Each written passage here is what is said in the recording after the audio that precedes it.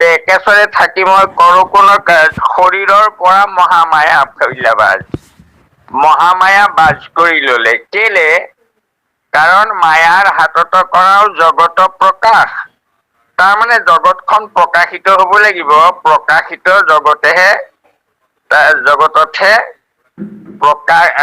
তাৰমানে লীলা কৰিব পাৰে। অৰ্থাৎ নিৰ্গুণ নিৰাকাৰ ব্ৰহ্মই লীলা কেনেকৈ কৰিব? লীলা কৰিবৰ কাৰণে দেহৰ প্ৰয়োজন হব। আকৌ নিজে নিজৰ লগত লীলা কৰিবৰ কাৰণে তাৰমানে নিজেই বহুত হব লাগিব। গতিকে এই পঞ্চভূতেৰে মায়াৰ হাতত কৰাও জগত প্ৰকাশ। মায়াৰ হাতত মানে শৰীৰৰ পৰা মহামায়া বাজ কৰিলে, বাজ কৰি পেলাই কি কৰিলে, আমাৰ নিজে বহুত হল, জীৱ হৈ গল। আৰু গৈ জীৱবোৰক তাৰমানে প্ৰকাশিত দেহত সুমুৱাই দিলে, নিজে প্ৰৱেশ কৰিলে। আৰু প্ৰৱেশ কৰি সেই জীৱসকলক তেওঁলোকে নিজে নিজৰ লগতে লীলা কৰিব ভগৱন্তই। আৰু সেই জীৱবোৰক কি কৰিলে, যে চাৰি পুৰুষাৰ্থ সাধন কৰিবা। সংসাৰত গৈ চাৰিটা পুৰুষাৰ্থ সাধন কৰিবা, শেষৰ পুৰুষাৰ্থটো হব মোক্ষ। আৰু তাৰপিছত মুক্ত হৈ গুচি আহিবা। এই মুক্ত হবৰ কাৰণে আমাৰ চাৰিটা সাধন কৰিবলৈ দিলে। আৰু সেই সাধন কেইটাৰ নামেই হল, যে ধৰ্ম কৰিবা, অৰ্থ কৰিবা, অৰ্থ উপাৰ্জন কৰিবা, আৰু সংসাৰ কৰিবা, কামনা পূৰ্ণ কৰিবা, আৰু শেষত মুক্ত হৈ আমাৰ ওচৰলৈ আকৌ তুমি বৈকুণ্ঠলৈ গুচি আহিবা। এই বুলি কৰিলে, আৰু কৰি সেই চতুৰ্বৰ্গ সাধনৰ মাধ্যম, অৰ্থাৎ চাৰি পুৰুষাৰ্থ সাধনৰ মাধ্যম একমাত্ৰ নামেৰেই কৰিবলৈ দিলে প্ৰথম অৱস্থাত।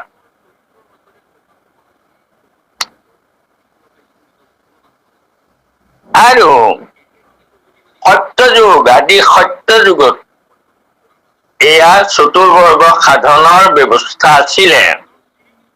সেই কথাটো যে নামেৰেই চতুৰ্বৰ্গ সাধন কৰে, মুখ্য হৈ গুচি যায় সকলো,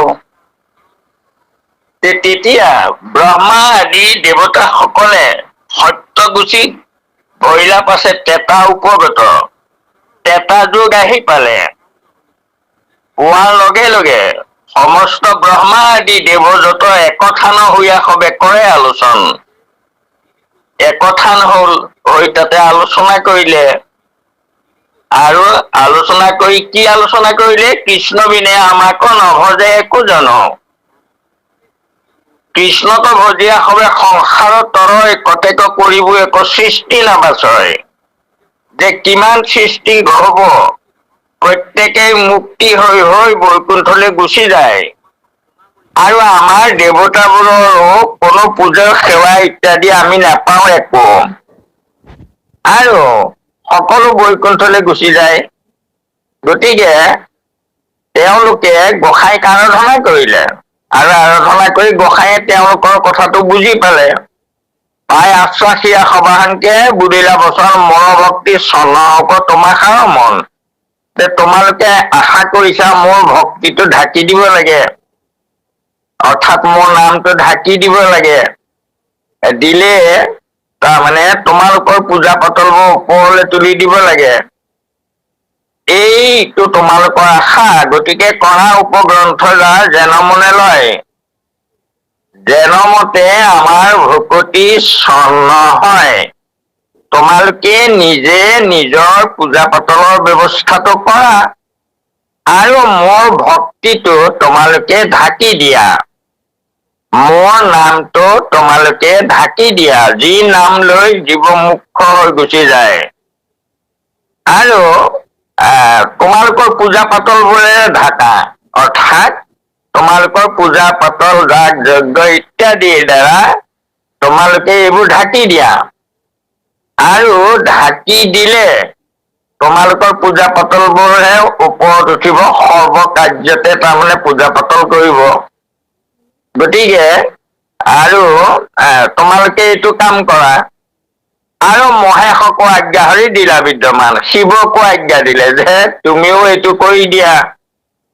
শিৱই কলে মই অমোচন পাপ হব, তেতিয়া তোমাক সহস্ৰ নাম দিলো, এয়া জপি থাকিবা। বা যেই কি নহওক, ইতিমধ্যে ঋষিমুনি সকলে শাস্ত্ৰ কৰিলে, কৰিবলৈ ললে, তেওঁলোকে লৈ শাস্ত্ৰ তাৰমানে কৰি নামক গুপুত কৰিলে। কৰি পেলাই তেওঁলোকে কিন্তু মনত বৰ দুখ পালে যে আমি কি কাম কৰিলো, যে পৰম নিবৃত্তি ধৰ্ম মাধৱৰ নাম, জাত হন্তে পাই ধৰ্ম অৰ্থ মোক্ষ কাম। যে নিবৃত্তি ধৰ্ম অৰ্থাৎ এই জীৱবোৰ সংসাৰৰ পৰা নিবৃত্তি হৈ বৈকুণ্ঠলৈ গুচি যোৱা, এয়া নাম ধৰ্ম। ঈশ্বৰৰ নাম লয় আৰু সকলো বৈকুণ্ঠলৈ গুচি যায়। কিহেৰে? জাত হন্তে পাই ধৰ্ম অৰ্থ মোক্ষ কাম। এই চতুৰ্বৰ্গ সাধন হয় নামেৰে। হেন মাধৱ নাম কৰিয়া গুপুত, এনে নাম ধৰ্ম আমি গুপুত কৰিলো। প্ৰবৃত্তি শাস্ত্ৰক মাত্ৰ ৰচিলো বহুত, মাত্ৰ প্ৰবৃত্তি শাস্ত্ৰ অৰ্থাৎ সংসাৰলৈ আহি থকা শাস্ত্ৰবোৰহে লিখিলো। কৃষ্ণৰ মোহনবাণী নুবুজিলো আমি, জানিলো আমাকো বঞ্চিল অন্ত কৃষ্ণ স্বামী। যে কৃষ্ণই আমাক মোহিলে, আমি বুজি নাপালো, ঠগ খালো। আমাক নিশ্চয় কৃষ্ণই ঠগিলে। হেন বিমুৰ ঋষি মহামুনি আছে যত, থাপিলা কৃষ্ণৰ নাম সমস্ত শাস্ত্ৰত। এই যে চতুৰ্বৰ্গ সাধন কৰা নাম ধৰ্ম ঢাকিলে, অৰ্থাৎ গুপুত কৰিলে। সকলো শাস্ত্ৰতেই আছিলে নাম, কিন্তু গুপুত কৰিলে। আৰু গুপুত কৰাৰ ফলত কি হল, অনেক জন্মৰ যাৰ সুকৃতি থাকৈ, বিচাৰি পাই বেক নাম সিটো মহাশয়। অনেক জন্মৰ যাৰ সাধন থাকে, তেওঁহে নাম বিচাৰি পাব। আৰু অনেক জন্মৰ মহাপাপ আছে যাত, নলৈব কৃষ্ণৰ নাম নিন্দিবে সাক্ষাৎ। আৰু যিসকলৰ পুণ্যহীন, সেই সকলে নামটো বিচাৰি নাপায় আৰু নলবও, আৰু তাৰমানে নিন্দাহে কৰিব। এই নাম ধৰ্ম তাৰমানে নামটো ঢাকি দি তেওঁলোকে এই চতুৰ্বৰ্গ সাধন কৰি তাৰমানে ধৰ্ম কৰিব, তাৰপিছত অৰ্থ লাগিব, তাৰপিছত কাম অৰ্থাৎ সংসাৰ বঢ়াব, আৰু শেষত গৈ মুক্তি পাব। এই চাৰিটা কৰ্ম, তাৰমানে চাৰিটা পুৰুষাৰ্থ বা এই চতুৰ্বৰ্গ নামতে সাধন হৈছিলে। কিন্তু তাক তাৰমানে ঢাকি দিলে, ঢাকি দি ধৰ্মৰ কাৰণে, অৰ্থৰ কাৰণে, কামৰ কাৰণে, মোক্ষৰ কাৰণে বেলেগ বেলেগ তাৰমানে বস্তু উলিয়াই দিলে। কি কৰিলে? ধৰ্ম কৰিবলৈ হলে তীৰ্থযাত্ৰা কৰিবা, অশ্বমেধ কৰিবা, পূজা আদি কৰিবা, এইবোৰ কৰি ধৰ্ম উপাৰ্জন কৰিবা, দান দিবা, এনেকৈ এয়া ধৰ্ম কৰিবলৈ তাৰমানে সেয়া কৰি দিলে। আৰু অৰ্থ উপাৰ্জন কৰিবৰ কাৰণে লক্ষীক পুজিবা, বিশ্বকৰ্মাক পুজিবা ইত্যাদি। এইদৰে তাৰ পৰা তোমালোকৰ কাম পূৰ্ণ, অৰ্থাৎ হেৰিয়াৰ কাম পূৰ্ণ কৰিবৰ কাৰণে তোমালোকে যাগ যজ্ঞ কৰিবা এই বুলি তালে তাকো কৰ্মকাণ্ডলৈকে লৈ গুচি গল। তাৰ শেষত গৈ মোক্ষ পাবলৈ গৈও সেই কৰ্মৰ দ্বাৰা প্ৰথমতে বস্তু বিচাৰি থাকিবা আৰু শেষত গৈ তাৰমানে মুক্তিও বিচাৰিবাগে ঈশ্বৰত। বিচাৰিলে ঈশ্বৰে মুক্তি দিব পিছত। গতিকে ধৰ্ম অৰ্থ কাম মোক্ষ চতুৰ্বৰ্গ সাধনত তাৰ পৰা নামটো আঁতৰাই দিলে। আৰু দিয়াৰ কাৰণেই কি হল, তাৰমানে জীৱবোৰ পুনৰ তাৰমানে সংসাৰতে আহি থাকিবলৈ ধৰিলে। ব্যাঘাত হয় ধৰ্ম কৰিবৰ কাৰণে যিবোৰ পন্থ দিলে সেইবোৰ তাৰমানে সুকলম নহয় দেই। কৰ্ম মাৰ্গ অৰ্থাৎ ধৰ্ম কৰিবৰ কাৰণে যিবোৰ পূজা পাতল কৰিব লাগে, যজ্ঞ কৰিব লাগে, সেইবোৰ নানা বিঘিনি দূষিত হৈ গল। হৈ গৈ গৈ গৈ গৈ আকৌ ধৰ্ম বুলি কলন্তে অধৰ্ম হয় যাত। অধৰ্ম হৈ পেলাই আকৌ সৃষ্টিত মানুহ তাৰমানে বাঢ়িহে গল। মানে মুক্তি নোহোৱা হৈ গল, মোক্ষ নোপোৱা হল। আৰু দেৱতাবোৰৰ পূজা বাঢ়ি গল, বাঢ়ি সেইবোৰৰ সৈতে ঢাকি দিলে। আৰু দিয়াৰ কাৰণেই মানুহে ওপৰে ওপৰে তাৰমানে বিভিন্ন কৰ্মৰ দ্বাৰা মানে পুৰুষাৰ্থ সাধন কৰিবলৈ চেষ্টা কৰিলে। আৰু সেইকাৰণেই শেষত আহি ভগৱন্ত কৃষ্ণই দ্বাপৰৰ শেষত আহি পুনৰ নাম ধৰ্ম বেকত কৰি থৈ গুচি গল। আৰু মহাপুৰুষ শ্ৰীমন্ত শংকৰদেৱে আকৌ মুদ ভাঙি সমস্তকে দিলে।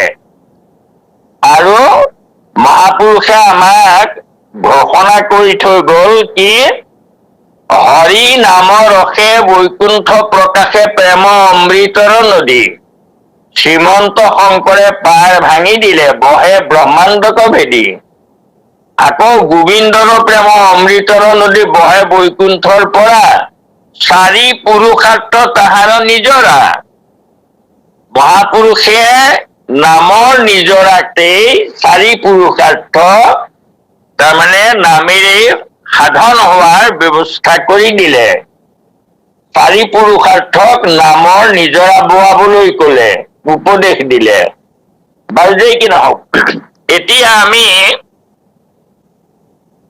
কব খুজিছো যে চাৰি পুৰুষাৰ্থ বা চতুৰ্বৰ্গ সাধন, চতুৰ্বৰ্গৰ প্ৰথমটো হল ধৰ্ম। ধৰ্ম ভগৱন্তই জীৱক সৃষ্টি কৰি কলে যে তোমালোকে ধৰ্ম কৰিবা। প্ৰথম সংসাৰলৈ গলে ধৰ্ম কৰিব লাগিব। যে ধৰ্ম কৰিবা মানে ধৰ্মটো কি? ধিয়তে মন অনেন ইতি ধৰ্ম। তোমালোকে মনক ধাৰণ কৰিবা আৰু অৰ্থাৎ মনটো যেনি তেনি যাবলৈ নিদিবা। আৰু নিদিয়াৰ কাৰণে তোমালোকক তাৰমানে তোমালোকক এটা বিশেষ বস্তু দিছো। জীৱ জন্তুবোৰলৈকে সকলোকে তাৰমানে তিনটা বস্তু দিলে তেওঁলোকক। কি কি দিলে? অন্নময় কোষ আৰু প্ৰাণময় কোষ, এইবোৰ গছ গছনিক দিলে। অৰ্থাৎ অন্নময় কোষ মানে প্ৰাণটো দিলে, প্ৰাণেৰে সৈতে মাটিৰ পৰা ৰস শুহি গছ গছনিবোৰ ডাঙৰ দীঘল হব পাৰে, জীয়াই থাকে। গতিকে অন্নময় কোষ আৰু প্ৰাণময় কোষ, দুই কোষী প্ৰাণী সেইবোৰ। তাৰ ওপৰত জীৱ জন্তুবোৰ তিনি কোষী প্ৰাণী। সেই তেওঁলোকক অন্নময় কোষ, প্ৰাণময় কোষ আৰু মনোময় কোষ, মনটো দিলে। সেইকাৰণে জীৱ জন্তুলৈকে এইবোৰৰ ধৰ্ম নাই। কেলে নাই? কাৰণ তেওঁলোকৰ মনহে আছে। মনক ধৰিব পৰা বিজ্ঞানময় কোষ তেওঁলোকক দিয়া নাই। গতিকে সেইকাৰণে তেওঁলোকৰ ধৰ্ম কৰাৰ অৰ্থই নাই বা ধৰ্ম কৰাৰ প্ৰয়োজন নাই, নকৰে ধৰ্ম তেওঁলোকে। কেলে নকৰে? কাৰণ মনত ধৰিব পৰা যিটো বস্তু বিজ্ঞানময় কোষ তেওঁলোকক দিয়া নাই। দিলে কাক? মানুহক।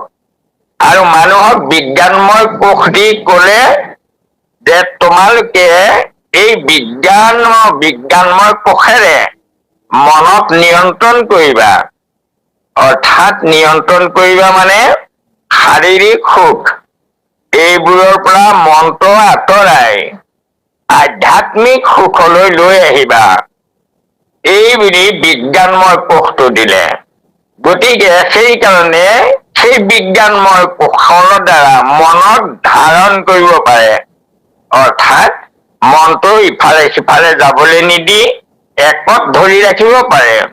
কাৰণ আত্মা আৰু দেহৰ সুখ আত্মাৰ সুখ দুটা, তাৰ মাজতে মনটো থাকে। মনটোৱে দেহৰ সুখো কৰিবনে আত্মাৰ সুখলৈ যাব। আকৌ বাৱে মায়া মাতৃ দুখী নত ভক্তি মাও, বামানয় শাস্ত্ৰ বুলি কয়। তাৰমানে যি মায়া শাস্ত্ৰ, যিবোৰ শাস্ত্ৰই মানুহক বাৰে বাৰে সংসাৰলৈ আনে, সেয়া বামানয়। আৰু ব্যাসে ভাগৱত কৰাৰ আগত দেখিছিলে কৃষ্ণৰ মূৰ্তিক পাছে কৰিলন্ত ধ্যান, হৃদয়তে কৃষ্ণক দেখিলা বিদ্যমান। আৰু বাৱে মায়া মাতৃ দক্ষিণত ভক্তি মাও, বাওঁফালে মায়া মাতৃ দক্ষিণত ভক্তি মাও। দুগৰাকীৰ দুটা কাম, মায়াই বান্ধে আৰু ভক্তিয়ে মেলাই। দুহানো মধ্যস্থ ভাগে আছে ভগৱন্ত। তাৰপিছত তেওঁ বন্ধৰ কাৰণ আৰু মোক্ষৰ কাৰণ বুজি পালে। বুজি পাই পেলাই নাৰদৰ উপদেশত ভাগৱত শাস্ত্ৰ কৰিলে। কৰি তাৰমানে আকৌ আমাক উপায় দিলে যে চতুৰ্বৰ্গ সাধন নামেৰেই হৈছিলে আদি সত্য যুগত, মাত্ৰ গুপুত কৰি থৈছিলে। গুপুত কৰি থৈ এতিয়া কলিযুগ আহিলে। আহোঁতে আমাৰ ধৰ্ম অৰ্থ কাম বৰ্গ সাধনৰ কাৰণে তাৰমানে চতুৰ্বৰ্গ সাধন নামেৰেই কৰাৰ ব্যৱস্থা কৰিবলৈ আমাক মহাপুৰুষ কৃপালু গুৰুজনে কৈ থৈ গল যে হৰি নামৰ ৰস নদী বৈ আহিছে। আকৌ সেই নদীটো ধৰ্ম ৰূপে প্ৰতিষ্ঠিত হব লাগিব, নামটো ধৰ্ম হব লাগিব। ধৰ্ম মানে কি? এতিয়া নাম ধৰ্ম ৰূপে প্ৰতিষ্ঠা হব লাগিব। অৰ্থাৎ সকলো কাৰ্যত নামেৰে সমাধা কৰিলে নাম ধৰ্ম হৈ যাব। আৰু তেতিয়া ধৰ্ম কৰিবও লাগিব আমি নামেৰে। ধৰ্ম অৰ্থ কাম মুখ, ধৰ্ম অৰ্থ কাম মুখ চতুৰ্বৰ্গ চাৰি, ফুৰে যত লোকে আৰু উপায় বিচাৰি। ভকতিহে জনাই এই চাৰিৰো উপায়, যে ভকতিতহে চতুৰ্বৰ্গ সাধন হব। গতিকে এতিয়া প্ৰশ্ন হল যে নিজৰা বুলি কেলে কলে? কাৰণ আমাৰ কলি যুগৰ মানুহে ধৰ্মৰ ক্ষেত্ৰতো ভকতিয়েই কৰিব লাগিব, নামেই ধৰি গাব লাগিব। অৰ্থৰ ক্ষেত্ৰতো নাম, আৰু কামৰ ক্ষেত্ৰতো যাগ যজ্ঞ কৰিব নালাগে, নামেৰেই সমাধা কৰিব লাগিব। আৰু মুখ্যতো নামেৰেই হয়। এয়া চতুৰ্বৰ্গ। কিন্তু এই চতুৰ্বৰ্গ সাধনৰ উপায়টো যেতিয়া নাম ধৰ্ম ঢাকি দিলে, দি ধৰ্ম কৰিবৰ কাৰণে কৰ্ম মাৰ্গ সৃষ্টি কৰিলে, কৰি তাৰ দ্বাৰা তোমালোকে ধৰ্ম কৰিবা। কিন্তু সেই ধৰ্ম কৰিবলৈ যাওঁতে বহুত নীতি নিয়ম কিবা কিবি দিলে, পূজা কৰিবা। আকৌ তাত দেশ কাল পাত্ৰৰ বিধান কৰি দিলে, যাগ যজ্ঞ নানা হেৰি কৰি দিলে। যজ্ঞ যেহে কৰিব নোৱাৰে, য'তে ত'তে কৰিব নোৱাৰে, ইত্যাদি ইত্যাদি। গতিকে সেইকাৰণে তেওঁলোকে কৰা ধৰ্ম সাধন কৰিবলৈ যিবোৰ ব্যৱস্থা দিছিলে, সেই ব্যৱস্থাবোৰৰ দ্বাৰা কোটিৰ মাজত গোটিয়েহে ধৰ্ম কৰিব পাৰে আচলতে, আৰু বাকী সকলে নোৱাৰা হ'ল। যে কি নহওক, এতিয়া ধৰ্ম কৰিব লাগে। তাৰমানে আমি যেতিয়া মানুহ হৈ জন্ম হলো, তেতিয়া আমি কথা হ'ল যে আমি ধৰ্ম কাৰ্য ধৰ্ম কৰিব লাগিব মনত ধৰি লৈ। আৰু তাৰপিছত দ্বিতীয়টো হ'ল অৰ্থ। অৰ্থ নহলে আকৌ আমাৰ জীৱনবোৰ নচলে নহয়। গতিকে অৰ্থ উপাৰ্জন কৰিবৰ কাৰণে আমি লক্ষ্মীক পূজা কৰিবলৈ দিছিলে দেই। জ্ঞানৰ কাৰণে আমাক সৰস্বতীক পূজা কৰিব দিছিলে। গতিকে সেইবোৰৰ দ্বাৰা আমাক তাৰমানে অৰ্থৰ কাৰণে লক্ষ্মী পূজা কৰিবা, অৰ্থ উপাৰ্জন কৰিব পাৰিবা, এইদৰে দিছিলে। আৰু কিন্তু সেয়া অৰ্থও সেই পূজা পাতল কৰিবলৈ যাওঁতেও নানা বিজুতি হয়। হোৱাৰ কাৰণে শেষত গৈ অলক্ষীয়েও তাৰমানে কলেগৈ যে মোক যিসকলে প্ৰভু ভগৱন্তক আৰাধনা কৰে, মই তেওঁলোকক তাৰমানে সকলো দিওঁ, মই দিওঁ। মোৰ ভকতহে, ভগৱন্তৰ ভকতহে মোৰ প্ৰিয়, এই বুলি কলে।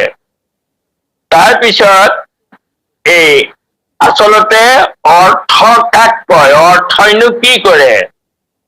যে অৰ্থ অবিহনে এই সংসাৰখন চলিব নোৱাৰে। অৰ্থ সাগৰ, আৰু সাগৰত যেনেকে নৌকা পানী, পানী নহলে নাওবোৰ নচলে, এই কথাটো সঁচা কথা যে পানী নহলে নাও নচলে, এই কথাটো সঁচা একেবাৰে। কিন্তু সেই পানীবোৰ যদি নাৱত ভৰাই দিয়ে, তেতিয়াহলে নাও চলিবনে ডুবিব? বোলে ডুবি যাব।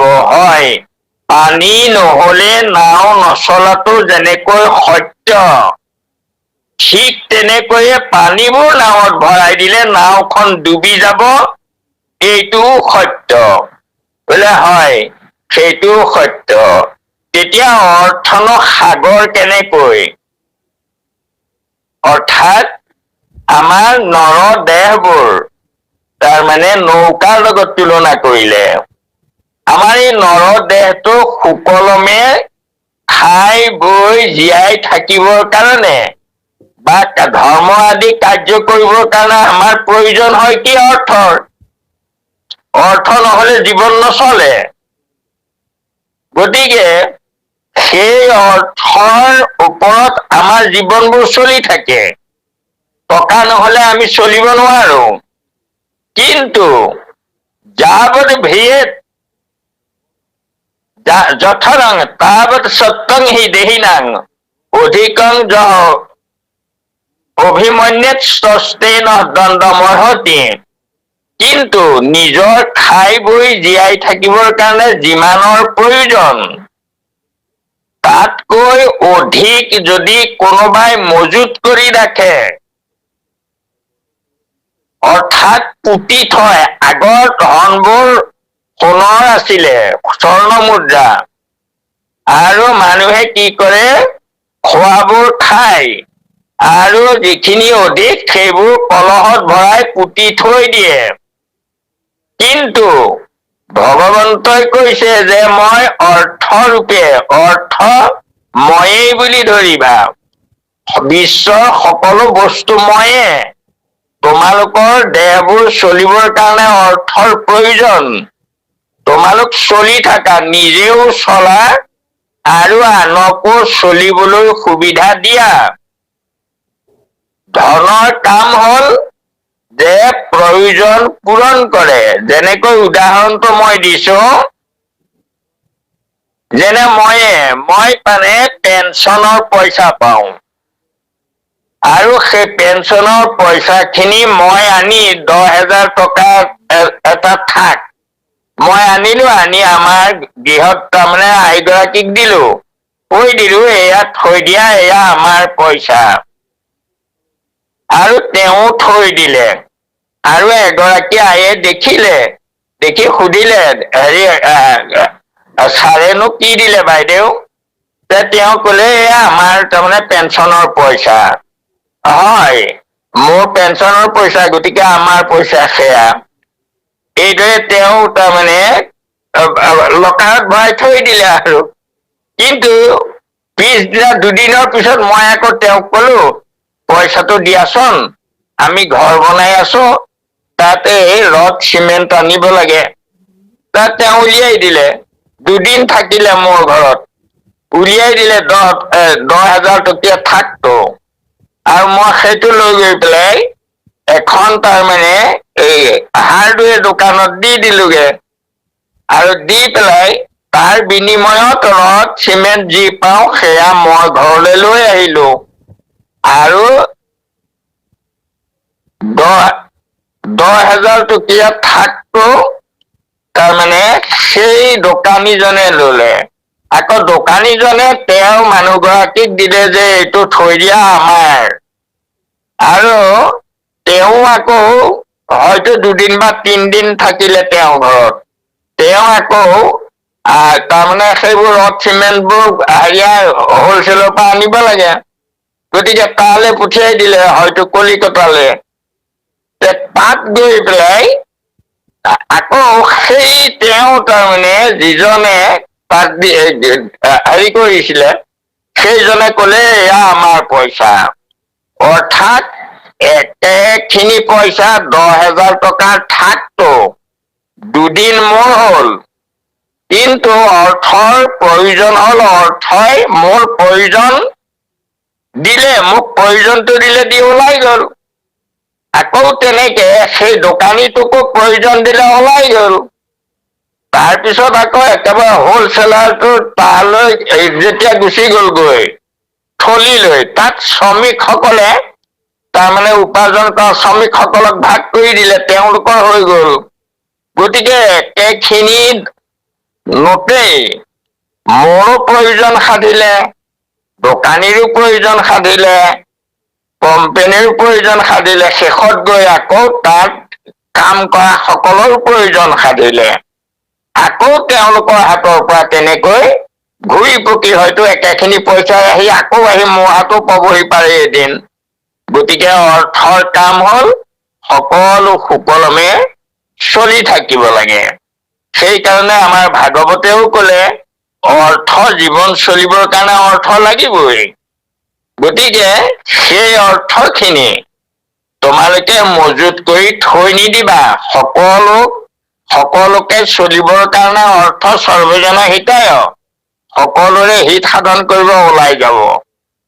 তোমাক বস্তুৰ প্ৰয়োজনটো দিলে, দি গুচি গল। তোমাক তাৰ প্ৰয়োজনটোহে লাগে।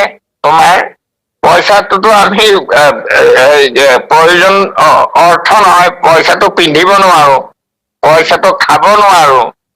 গতিকে সি আমাৰ প্ৰয়োজনটো সাধি ওলাই গুচি যাব প্ৰত্যেকৰে। আৰু ভগৱন্ত সেইকাৰণে ঈশাৱাস্য নিদং সৰ্বং যৎ কিঞ্চ জগত্যাং জগত তেনে ত্যক্তি ন ভুঞ্জিতা। অৰ্থাৎ তোমালোকে তাৰ সেই মোহটো ত্যাগ কৰা আৰু তাৰ ফলটো ভোগ কৰা।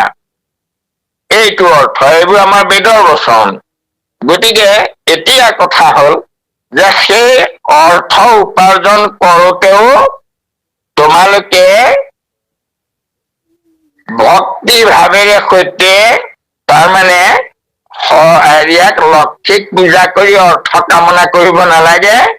তোমালোকে ঈশ্বৰৰ নাম লোৱা, ঈশ্বৰক পূজা কৰা, আৰু তোমাৰ প্ৰয়োজনীয় বস্তু ঈশ্বৰে তোমাক দিব। ঈশ্বৰো অৰ্থও ঈশ্বৰ নিজেই। গতিকে তাৰপিছত আৰু ধৰ্ম কৰা, ধৰ্মটো কলোৱেই, অৰ্থটো আহিলে। তাৰপৰা কামৰ চৰিতাৰ্থ কাম কৰিবই লাগিব। সেইটো হল আমাৰ তাৰমানে বাসনা পূৰ্ণ কৰা, আমাৰ বিষয় সংসাৰ কৰা, সতি সন্ততি জন্ম দিয়া।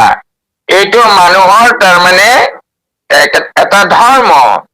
গতিকে বাসনা পূৰ্ণ কৰা, কামনাৰ কাৰণে কি কৰিব লাগিব? আমি তাৰমানে বিবাহ পাশত আবদ্ধ হব লাগিব। আৰু বিবাহ পাশত আবদ্ধ হ'ব লাগে, সেই কাম পূৰ্ণ কৰিবলৈ আকৌ দুয়ো এক হ'ব লাগে দুজন। সেইকাৰণে আমাৰ ভাৰ্যাক অৰ্ধাংগিনী বুলি কয়। দেই অৰ্থ পুৰুষস্তাৱত সৰ্ব ইয়ত জায়াং বিন্দতে অথ প্ৰজায়তে তহি সৰ্বভৱতী। এজন মানুহ তেতিয়ালৈকে আধা হৈ থাকে যেতিয়ালৈকে এগৰাকী সুভাৰ্যা গ্ৰহণ নকৰে।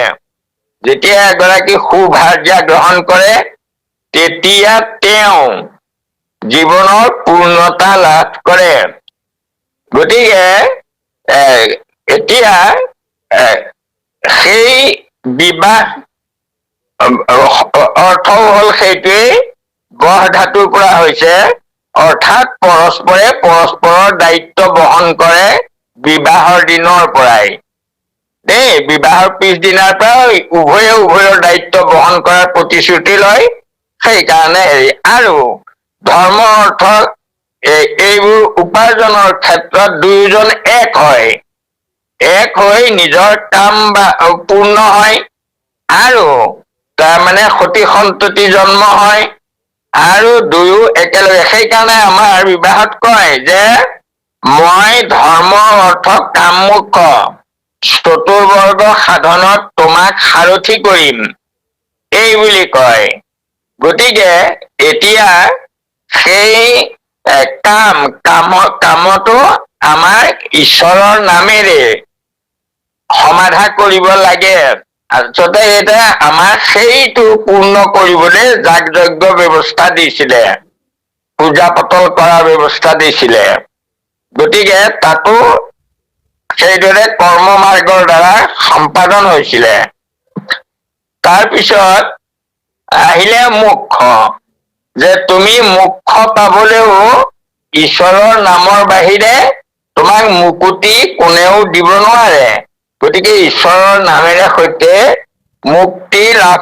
মুক্তিৰ উপায় একমাত্ৰ ঈশ্বৰৰ নামহে। গতিকে আমি এতিয়া দেখা পালো যে চতুৰ্বৰ্গ সাধন প্ৰত্যেকে জীৱনত কৰিবই লাগিব, বা 4 পুৰুষাৰ্থ আমাৰ প্ৰত্যেকেই জীৱনত কৰিবই লাগিব। গতিকে যেতিয়া কৰিব লাগে, চতুৰ্বৰ্গ সাধনৰ ব্যৱস্থাটো 4 পুৰুষাৰ্থ ৰূপে সত্য যুগৰ পৰা চলিছিলে, আদি সত্য যুগৰ পৰাই। আৰু এইকেইটা প্ৰয়োজন মানুহৰ জীৱনত। গতিকে সেই চতুৰ্বৰ্গ সাধন নামেৰেই হৈছিলে তাৰমানে সত্য যুগত, আদি সত্য যুগত। তাৰপিছত নামক গুপুত কৰি দিলে, দি পেলাই আকৌ চতুৰ্বৰ্গ সাধনৰ বেলেগ বেলেগ সাধনৰ উপায় দিলে। ধৰ্ম সাধন কৰিবলৈ দান দক্ষিণা তীৰ্থ স্নান আদি পূজা পাতল আদি দিলে। তাৰপিছত অৰ্থ উপাৰ্জনৰ কাৰণেও লক্ষ্মী আদিক পূজা কৰিবলৈ দিলে, সত্যনাৰায়ণক পূজা কৰিবলৈ দিলে ইত্যাদি। এইটো তাৰ কাৰণেও বেলেগ কৰিবলৈ দিলে। তাৰপৰা কামৰ যজ্ঞ কৰিহে বিবাহ আদি সম্পাদন কৰিবলৈ দিলে। তাৰপিছত কিন্তু যজ্ঞ কৰে, বিবাহৰ কাৰণে যজ্ঞ কৰে হয়, কিন্তু যজ্ঞত কি মন্ত্ৰ কয় তাৰমানে বৰ কন্যাই সচলেও বুজি নাপায় এটা শব্দও। গতিকে সেইটো আচলতে বিবাহ হবনে? আকৌ সংস্কৃতত তাৰমানে মন্ত্ৰও মাতি যায়, মাতি গলে কন্যাইও নুবুজে বৰেও নুবুজে। মই যে চতুৰ্বৰ্গ সাধনত তোমাক সাৰথি কৰিম বুলি আমাৰ বিবাহ বিধিত কোৱা হয়, সেই কথাটো আমি আমাৰ ভাষাত কওঁ কাৰণে ভাগৱতৰ সন্মুখত কোৱাও। আমি ভকতে নাম গুণ গাই তাৰমানে কাৰ্যভাগ সমাধান কৰে, সম্পাদন কৰে। গতিকে আমাৰ সেইটো হল আমাৰ তাৰমানে কামনাৰ কাৰণে আমাৰ পূৰ্ণ কৰা যিটো কাৰ্য কৰিব লাগে, অৰ্থাৎ বিবাহ আদি কৰি লৈ দুয়োজন এক হৈ সংসাৰখন চলাব লাগে। গতিকে সেইকাৰণে বৰে কয় চতুৰ্বৰ্গ সাধনত মই ধৰ্ম অৰ্থ কাম মোক্ষ, এই চতুৰ্বৰ্গ সাধনত তোমাক সাৰথি কৰিম বুলি হয় দুয়ো এক হয়, দুজন হৈ আছিলে।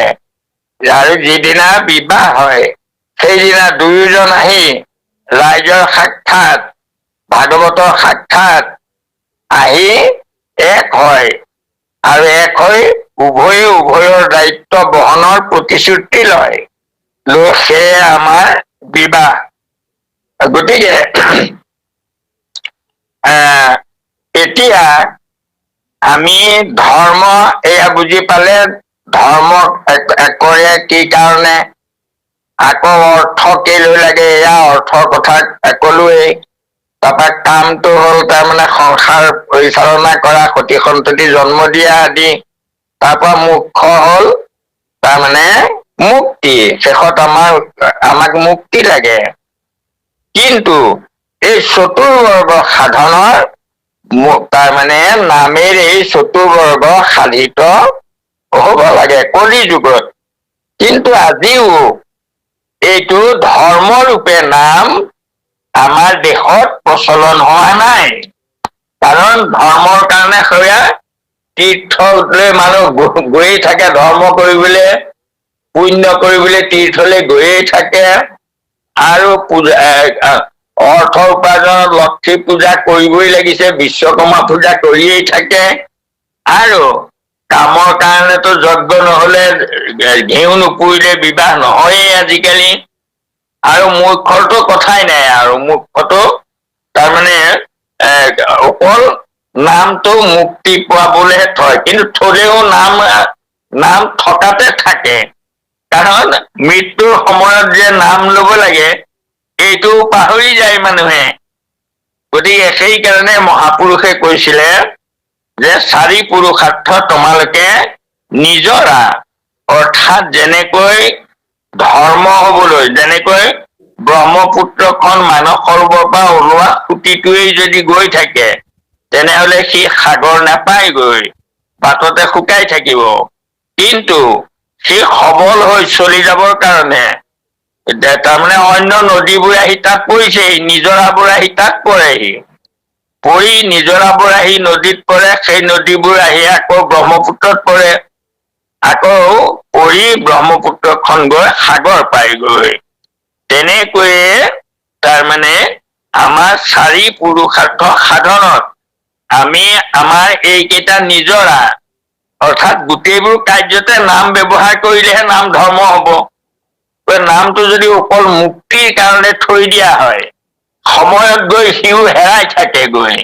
গতিকে সেইকাৰণে গুৰুজনে কৈছে যে আমি বৈকুণ্ঠৰ পৰা নাম ধৰ্ম নমাই অনা হল, আৰু এইটো ভকতৰ দায়িত্ব, মানুহৰ দায়িত্ব। তোমালোকে চতুৰ্বৰ্গ সাধনত নাম ব্যৱহাৰ কৰা, নামৰ নিজৰা তাত পেলাই দিয়া, তাৰমানে নামেৰে সাধন কৰা সকলো কাৰ্য, তেতিয়া নাম ধৰ্ম হব। অৰ্থাৎ সকলো কাৰ্যতে মাধৱ মাধৱ নাম বচনত ওচৰৰে মাধৱৰ হৃদয়ত নিৰন্তৰে সাধুকমে মাধৱ মাধৱ নাম ওচৰৰে সমস্ত কাৰ্যত। তেনে আমি নামটো অকল মুক্তিৰ কাৰণে থৈ দিবনে? যিসকলে থৈ দিয়ে তেওঁলোকে এইবোৰ চাব লাগে পঢ়ি, যে ওচৰৰ সমস্ত কাৰ্যত ধৰ্ম অৰ্থ কাম মুখ্য, এই চাৰিটাই কাৰ্য। চতুৰ্বৰ্গ সাধনেই মানুহৰ জীৱনৰ কৰিবলগীয়া এই চাৰিটাই। গতিকে এই চতুৰ্বৰ্গ সাধন নামেৰেই শেষ হব লাগিব, তেতিয়াহে নাম ধৰ্ম ৰূপে প্ৰতিভাত হব, নাম ধৰ্ম। গতিকে আমি এতিয়া নামক অকল মুক্তিৰ কাৰণে সাঁচি থলে নহব, সেই সময়ত নাম মুখত নাহিবও পাৰে। গতিকে সেইকাৰণেই চতুৰ্বৰ্গ সাধনত নামকেই নিজৰা ৰূপে, মানে চাৰিটা নিজৰা কৰি দিয়া, নামেৰেই কৰি থাকিলে তেতিয়া নাম ধৰ্ম ৰূপে প্ৰতিষ্ঠিত হব। এয়া আমাৰ মহাপুৰুষে আমাক দিলে। আৰু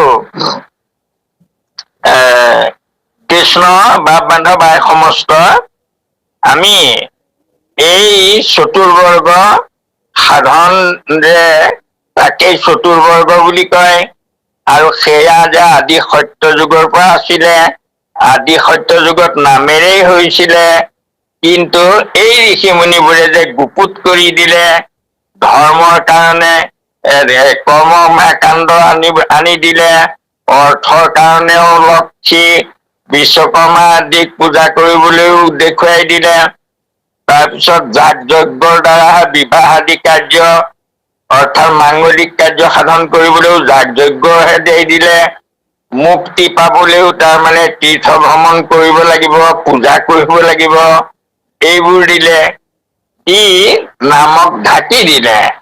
আৰু শেষত গৈ এই চতুৰ্বৰ্গ সাধনত, চতুৰ্বৰ্গ মানুহে সাধন কৰিবই লাগিব।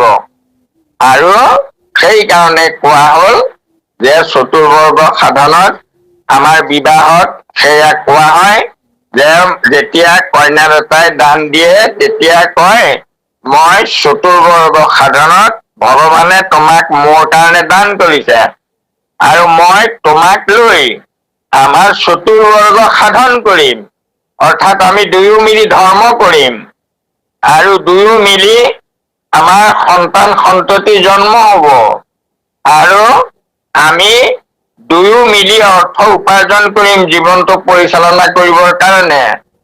আৰু আমি ভগৱন্তৰ চৰণত দুয়ো একেলগে তাৰমানে আমি ভকতি কৰি দুয়ো একেলগে এক হৈ আমাৰ জীৱনটো পৰিচালনা আগবঢ়াই লৈ যাম আৰু তুমি মোৰ সৰ্বকাৰ্যতে সাৰথি হবা, এই বুলি আমাৰ বিবাহত কোৱা হয়। গতিকে সেইকাৰণে যে ধৰ্ম অৰ্থ কাম মোক্ষ এই চাৰিকে পুৰুষাৰ্থ কয়, অৰ্থাৎ পুৰুষে সাধন কৰিবলগীয়া কথা। পুৰুষ মানে জীৱ, জীৱ আহি সংসাৰত জন্ম হয়, জন্ম হৈ সাধন কৰিবলগীয়া এই চতুৰ্বৰ্গ বা চাৰি পুৰুষাৰ্থ ইয়াকেই কয়। গতিকে বাই সমস্ত এইখিনি তাৰমানে চতুৰ্বৰ্গ প্ৰতিটো বৰ্গৰ কথা যদি বিতংকে কবলগীয়া হয় তেতিয়াহলে 4 দিন মান লাগিব। একেবাৰে সত্য যুগৰ পৰা ধৰি এতিয়ালৈকে 4 দিনতো কৈ শেষ কৰিব পৰা নহব। এটা বৰ্গৰ কথা এদিন আলোচনা কৰিবলৈ এটা দিন তাৰমানে এটা দিন লাগিবই। গতিকে তাৰমানে আজিৰ দৰে যেনেকৈ এটা পুৰুষাৰ্থৰ কথা আমি তাৰমানে আলোচনা কৰিবলৈ যাওঁতে বিতংকে যদি কৰিব লাগে, তাৰমানে এই 1-1.5 ঘন্টা সময়ত আমি এটা পুৰুষাৰ্থৰ কথা আলোচনা কৰিয়ে শেষ কৰিব নোৱাৰো। গতিকে সেইকাৰণে মাত্ৰ আপোনালোকক মই এটা আভাস দিলো আৰু গতিকে এইখিনি কবলৈ যাওঁতে যদি কোনোবাখিনি অপৰাধ হৈছে বা হব পাৰে, সমস্ত অপৰাধ আমি আমাৰ সামৰি লৈছো আৰু আপোনাক খবৰ চৰণতো প্ৰাৰ্থনা জনাইছো যে আপোনাক খবৰে মৰিখন কৰিলে মোৰ পৰম কৃপালু গুৰুজনে মৰিখন কৰিব, ভগৱন্তই মৰিখন কৰিব, ইয়াকে আশা ৰাখিলো। কোটি কোটি ঘোৰ অপৰাধৰিতে কৰময়ী দুৰাশয়, হে হৰিমুখ দাসৰ হেন মানি ক্ষমিও কৃপাময়, ক্ষমিও কৃপাময়। শ্ৰীমন্ত শংকৰ হৰি ভকতৰ জানা যেন কল্পতৰু তাহান্ত বিনাই নাই নাই নাই। আমাৰ পৰম গুৰু, আমাৰ পৰম গুৰু, আমাৰ পৰম গুৰু কৃষ্ণ মাধৱ মাধৱ মাধৱ।